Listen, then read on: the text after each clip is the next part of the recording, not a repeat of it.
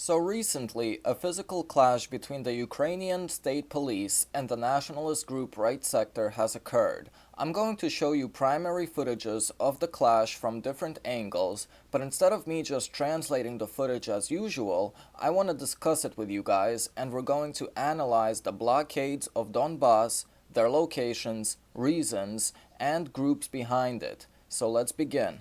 10 days ago, on February 6th, 2016, a blockade point near the town of Or was blocking buses of residents of Kurakhove from entering Separatist-Held Territory. Now, normally this would be a common thing of nationalist battalions giving difficulties or even denials of civilians passing through separatist and government-held territories, but this situation, although not the first time happening, was still different, in the way of the Ukrainian State Police clashing with Right Sector, or in this specific instance, calling themselves the Trade Blockade of Occupiers, having clashed with each other to a bloody physical fight. So to understand this situation, we must first understand the groups and their reasons. Before being integrated into the National Guard of Ukraine, nationalist battalions since the late 2014 have started implementing blockades around Donbass with the initial goal of preventing humanitarian aid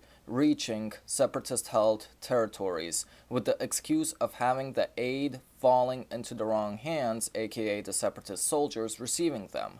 Some blockades by the Donbass battalion were promised to be lifted if the DPR would release Ukrainian prisoners of war.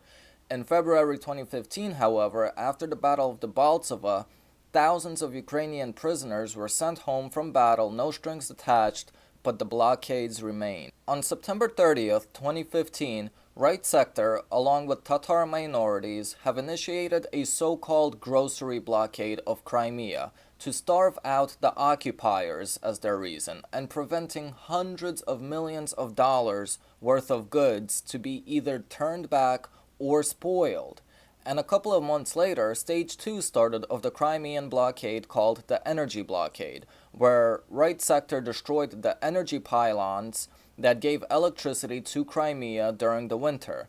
This was when the first recorded significant clash between the Kiev State Police and Right Sector, or as in many medias called them activists, happened. The government at first tried to, or at least tried to make it look like, that the state police was trying to protect the energy pylons, but after the clash, which didn't take much manpower, they were destroyed, leaving millions of Crimeans without power, or Ukrainian products. Kiev's official response was that they had no control over volunteer battalions and activists, despite them all being on a government payroll, and that statement quickly being proved untrue as soon as Russia was about to connect its first energy cable from Russia to Crimea, with Ukraine promising to fix the energy pylons within a couple of days, since Russia and Crimea were paying for the goods and paying for the energy. This plan backfired, with all of the same products but different brands replaced with Russian products and generators that today double the output of what Crimea was receiving before. Since then, in early 2016, the volunteer battalions, most notably Right Sector and Azov Regiment, have been integrated into the National Guard of Ukraine, and eventually the blockades were lifted to some degree, but the damage were already done, with many Ukrainian truck drivers losing their jobs, Ukraine losing income for energy to Crimea, Ukrainian farmers losing work, and even factories having deficits in the minus instead of profits. So, this wasn't the first clash, by the way, between the Kiev government and Right Sector, but it was the first blockade-related clash. The government and Right Sector have clashed many times before, going as far as to throwing grenades at the police in Kiev back in August 2015. A lot of things are not seen eye to eye between Right Sector and Kiev's government, but Kiev still had to remap their blockade tactics.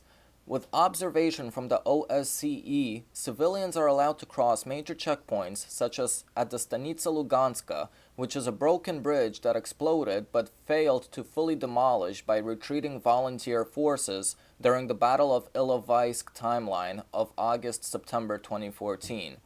Civilians have to cross that among many other locations and checkpoints throughout the government separatist border daily for their necessities. Either it's work-related, family-related, to pick up pensions, or even to shop for products. It is very uncomfortable for the civilians to cross borders as often checkpoints are sometimes closed.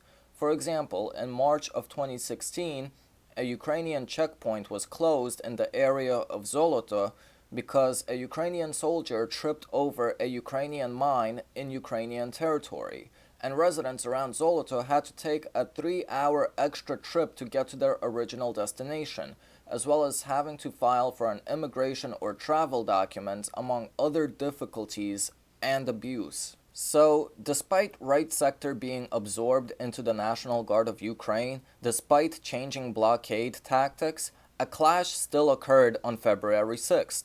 Now, it's clear that the, quote, trade blockade of occupiers is just a proxy organization, as Right Sector works in nearly all fields, not just military related, and the organization has filed a complaint to the government that they were assaulted by the police.